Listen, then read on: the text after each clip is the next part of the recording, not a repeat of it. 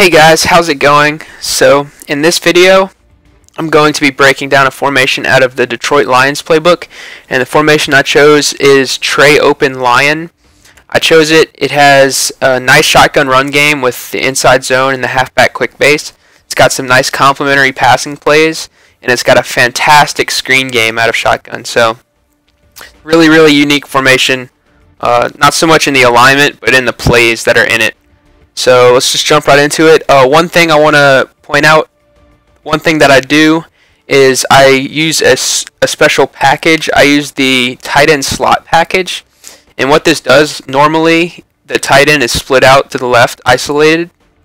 And I don't want that unless I'm using like the Patriots with Gronkowski, or I guess the Saints with Jimmy Graham. But in this case, with the Lions, I want Calvin Johnson out there isolated on the left for the one-on-one opportunities and the user catch opportunities. So the way you do that is you're going to have to toggle through to the tight end slot package.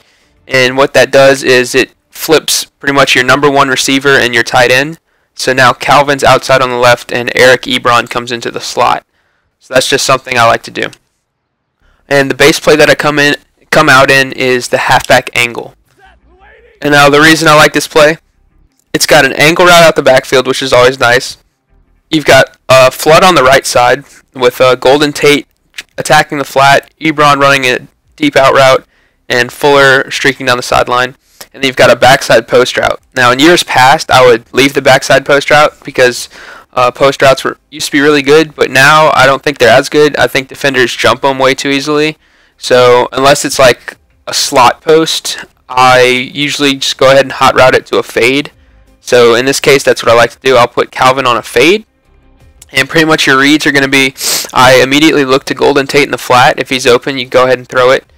And then you want to look back to Reggie Bush over the middle of the field and see if he's breaking open, or if you can see that after he breaks he's going to be open, you can go ahead and time it and throw it as he breaks.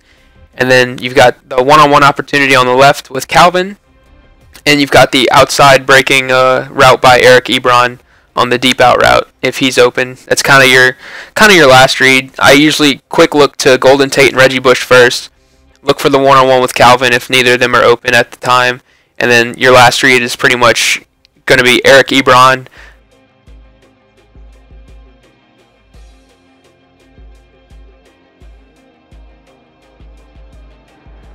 And clear out some space for Eric Ebron. So I'll go ahead and run it a couple times for you guys here. So right there, went ahead and hit Reggie over the middle. There was a lot of space. I probably could have waited a little bit longer and hit Eric Ebron as well. But just go ahead and take what the defense gives you. So right here, right there was man-to-man. Tried to throw the out route to Eric Ebron and he didn't react. Against man-to-man like that, I'll go ahead and show you guys. Pretty much what you're going to want to do, you can throw it to Golden Tate in the flat super quick. If you're really quick about it, you almost have to be expecting that it's man-to-man for you to throw that in time. Otherwise, he kind of gets too close to the sideline. There's not enough space to make the throw. And your other reads are going to be Reggie breaking over the middle. Excuse me. Reggie breaking over the middle or the tight end on the out route. Also, you can attack the one-on-one on the outside if you've got a real speedster on the right. You can go ahead and, if you have enough space, obviously I don't from the 30, but you can go ahead and lob it and try to outrun the defender if they have a slower corner, or on the left if they have the one-on-one matchup like I do over there with Calvin. You can go ahead and try to use or catch that.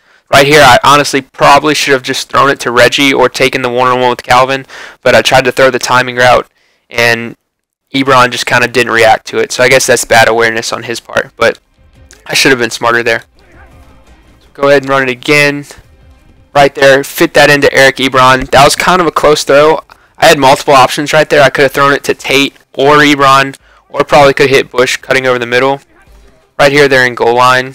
So it was man-to-man, so the same principles apply, even though that was goal line. Man-to-man, a lot of times Reggie will beat his guy breaking to the inside. Right there, I just saw the one-on-one with Calvin and tried to go up and make a play, and Calvin dropped the ball. But you guys can see the progressions. Pretty much always look for Tate. Tate's going to be open a lot more when you're playing against someone than when you're playing the computer. Because a lot of times the first thing people, when they start making adjustments and stuff, the first adjustment they make is they'll adjust the flat defender and either like man him up or put him in another assignment and leave the flats open because they want you to just take the flats so that they can either try to cause a big hit, fumble, or try to make you dink and dunk it down the field, and hopefully you lose patience and make a bad pass someplace. But if they're giving you the flat to Golden Tate, go ahead and take it all day. Like right there, just go ahead and take that 5 yards, 5-6 yards. If you can make a play, you can break a tackle or something, get a lot more yards out of it. So the quick audibles, you got stick, which is a nice quick pass play. Go ahead and just make a read right there. Eric Ebron dropped it. Nice little quick pass. The down run is the inside zone, which is great because that's my favorite run play out of this formation. If it was a draw, if the run audible was a draw, I'd be pretty sad, but it's not. So the inside zone is a great run play in my opinion. You get a lot of one-on-one blocking. Right there, they were in goal line, and I was still able to get 5 yards. You get a lot of one-on-one blocking, and then sometimes you'll get double teams, and then the linemen will sift off and go up to the second level. And so right there they had someone shoot the gap, but Reggie was able to make some people miss and take it to the house. So just be careful if they are blitzing linebackers. That can happen sometimes. They can shoot the gap. So really, I just like to run that play whenever they're not respecting the run. Like in this case, I would check down to it because they only have, what, 4 people in the box right here? So I'd go ahead and check down to that and just get upfield and see what happens. The other audibles, you've got the deep audibles, 4 verticals. Everybody knows 4 verticals. You just kind of make a read, and a lot of times people end up hitting that deep crossing route. Just be careful about throwing it. A more savvy player will recognize the play and make a play on the ball. And the play action audible is PA cross dig. It's a pretty nice complement to the HB angle because the HB angle play, you kind of have everybody flowing to the right side of the field, whereas in this play, everybody's flowing to the left side. So it's a nice complement if your opponent's overplaying the right and you just want to mix it up. You can go ahead and hit the play action and try to hit underneath crossing route to Ebron or something. That's generally what I'll hit the most. But you also have the levels coming across the middle. You've got Fuller coming across late. You've got Tate coming across late. And you've got the one-on-one with Calvin if you have it. So the other plays out of this formation that I really like are mostly screen passes. I'll go ahead and show you guys. You got some unique alignments in this formation where the far left receiver will come in close. So that kind of gives away what play you're running, but they have a few different plays like that. So if you kind of mix it up, like you see they have the spacing HB wheel, the spacing sluggo. The spacing HB wheel could be nice in a short yardage situation. If it's something you haven't run all game, you might not be expecting that. Also the smash HB angle is a pretty cute play, I guess you could say. I'll go ahead and run that a couple times for you guys. I pretty much just leave everything the same, except for what I like to do is I will put Tate on an in route, and what that does is just give me another read over the middle of the field so that Reggie Bush crossing isn't my only read. So you just kind of read it like normal, like a normal smash concept. Right there was man-to-man, so I try to hit the corner route, but you just want to read. I read Fuller first in the flat. If he's open, go ahead and throw him the ball. And then really I read Golden Tate coming across the middle. Obviously, as you read Golden Tate, you can see Ebron right behind him, so you'll be able to see if Ebron's cutting into open space. If he is, you can go ahead and throw it. If not, that's when you have your reads over the middle. You've got Tate coming over the middle as well as Reggie Bush coming over the middle. I don't really pay much attention to Calvin on this play. He's just kind of a distraction, clear out space. So it's a nice short yardage play that I just wanted to point out to you guys. Other plays, another complementary play to that play with the split, the close alignment by that far left receiver is this verts drag play. And pretty much what I'll do is I'll go ahead and reroute Calvin to a drag, because on that initial drag he'll sit down against zone, and sometimes that's not what you want. You don't want him to stop running. Sometimes you want him to keep running and find an open space. So I've had it happen a couple times where I didn't hot route him and I was expecting him to keep running, and I would throw it, and either I would overthrow it or underthrow it, or something bad would happen. And so I just go ahead and hot route him to a drag route just so I know he'll keep running across the field. And it's really pretty much 4 verticals with the drag. Just kind of read it and try to make a play. Like right there in that situation, I wanted him to keep running because obviously there was nobody out in the flat. Whereas otherwise, if I hadn't hot routed him, he would have sat down and wouldn't have made it over to the vacant area. Just another play that you can mix in if you want to. And now I think it's pretty much just the screens that are left to go over. So you've got the HP slip screen left, which everybody knows how to run slip screen. I'm not really going to show you guys that play, but it's a great play to mix in every now and then. Slip screens are really effective this year on the Xbox One and PS4. So that's a great play. HB base, I'll run that every now and then kind of as a mix-up to the inside zone. If they're like kind of shooting the gap on the insides and really kind of pinching the line, you can hit that. That's kind of more tailored to go to the outside. So that's an option. It's a mix-up option. You've got the wide receiver screen on the right. And this is a great screen. I like calling it if your opponent's been sending a lot of blitzes, especially off the right side, since that's where the screen's going to. So if they blitz someone off the right side, you'll have a lot of blockers going out there against less defenders. Also, if they play a lot of off coverage, this screen is very effective in my experience.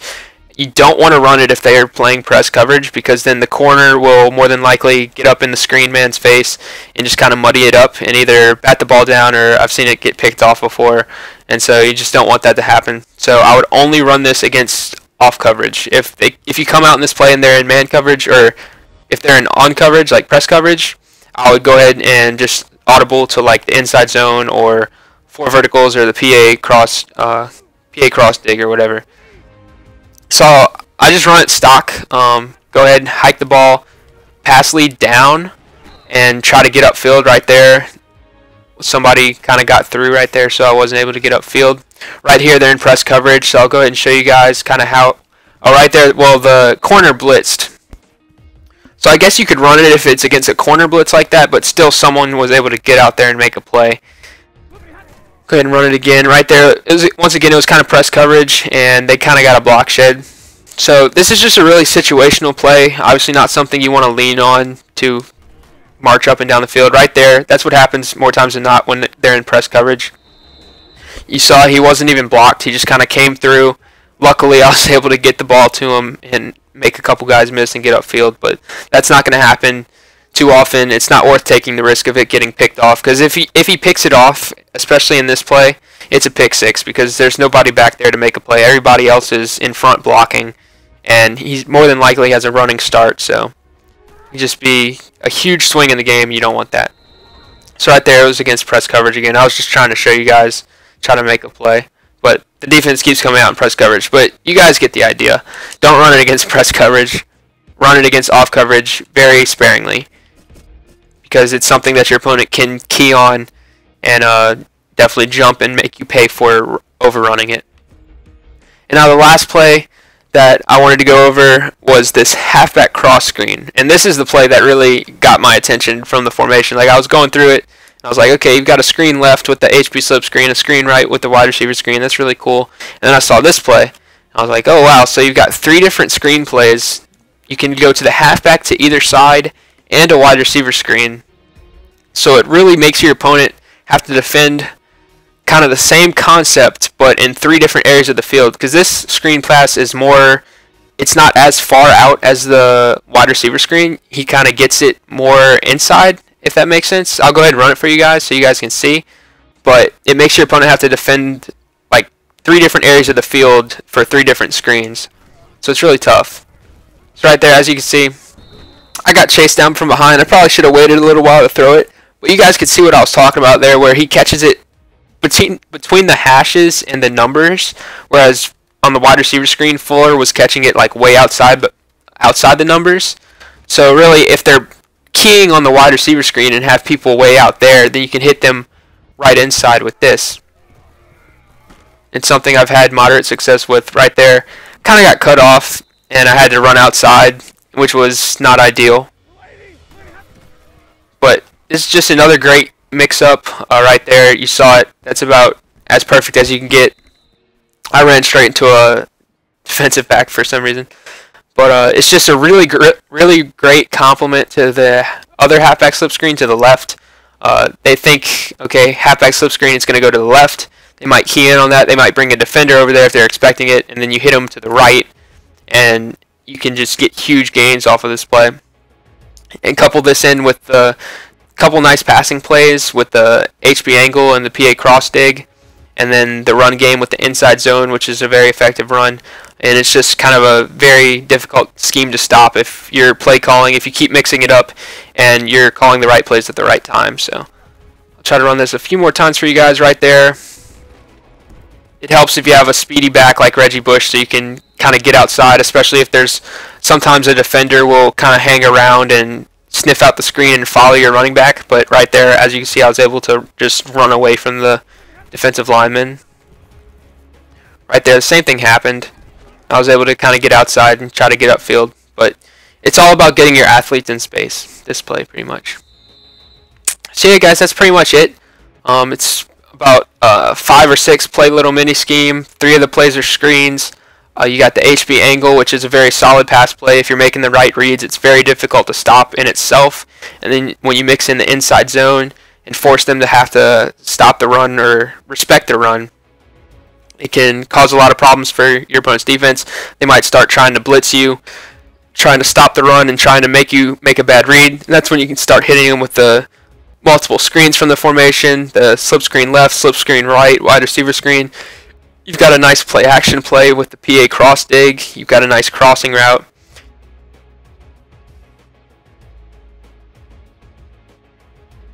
A lot of times, and make use of that one-on-one matchup and user catch. So it's just a really, really great formation that I found out of the Lions playbook. Very unique. Haven't really seen anything like this in any other playbook, so I like it a lot. So yeah, guys, if you use the Lions playbook, I hope this is able to help you out. If you use a custom, maybe you can think about adding this into your custom. It's a really tough formation to stop. So until next time, guys, I hope you enjoyed, and I'll see you guys later.